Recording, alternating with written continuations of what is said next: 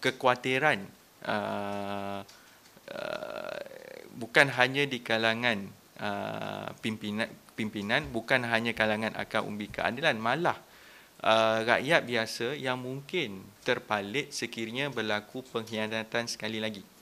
Jadi sebagai contoh, kalau perkara ini tidak diambil tindakan yang serius, macam yang Zikri letakkan tadi, bila masuk pilihan raya, we do not know where they are going to.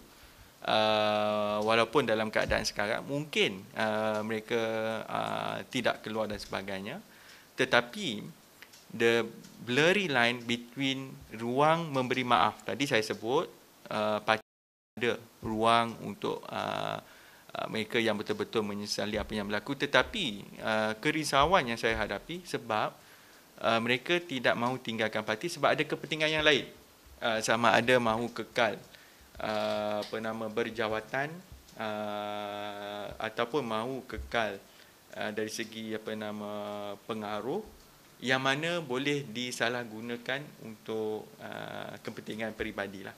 Saya ambil contoh yang lebih jelas sebagai contoh pengkhianatan yang berlaku di negeri Kedah yang melibatkan dua adun. Semua orang tahu mereka itu berdua itu adalah orang kuat Azmin, Sidam dengan Lunas, adun Sidam dengan Lunas. Yang mana kita dah tahu malah pandangan daripada AMK, maksudnya mereka ini patut diambil tindakan dari awal.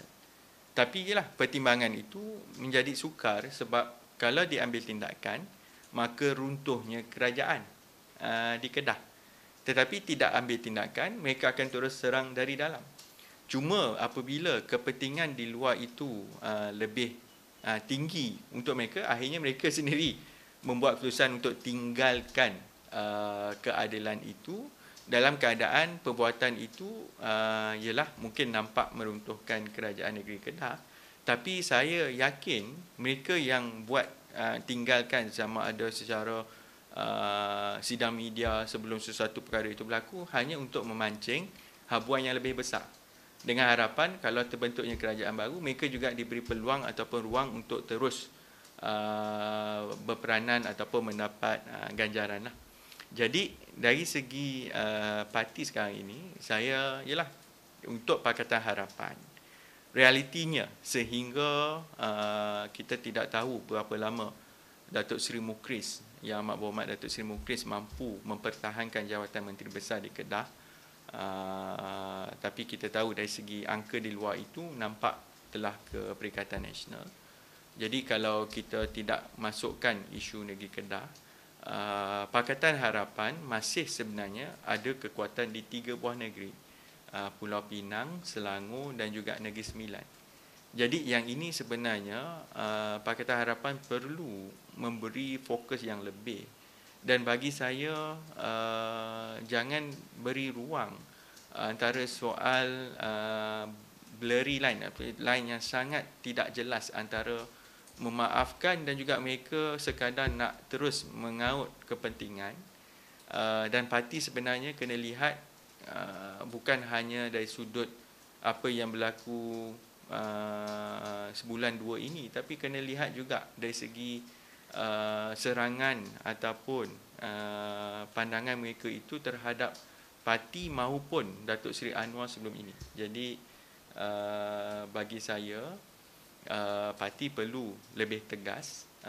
Memang terbukti masih ada lagi kadang-kala keluar kenyataan yang begitu songsang dengan keputusan parti, dan daripada mereka yang tidak ada kekuatan dalam keadilan pun, hanya masih anggota tetapi menggunakan nama keadilan itu untuk menyerang keadilan. Jadi bagi saya masih banyak pembersihan yang perlu dibuat dalam keadilan ini supaya bila masuk pilihan raya yang akan datang, mereka yang ada kepentingan seperti ini ataupun yang nak menggunakan taktik percaturan lawan, kita dapat elakkanlah. Tak nak berlaku bila masuk pilihan raya mereka tukar side dan sebagainya yang tidak membantu PKR maupun PH itu sendiri.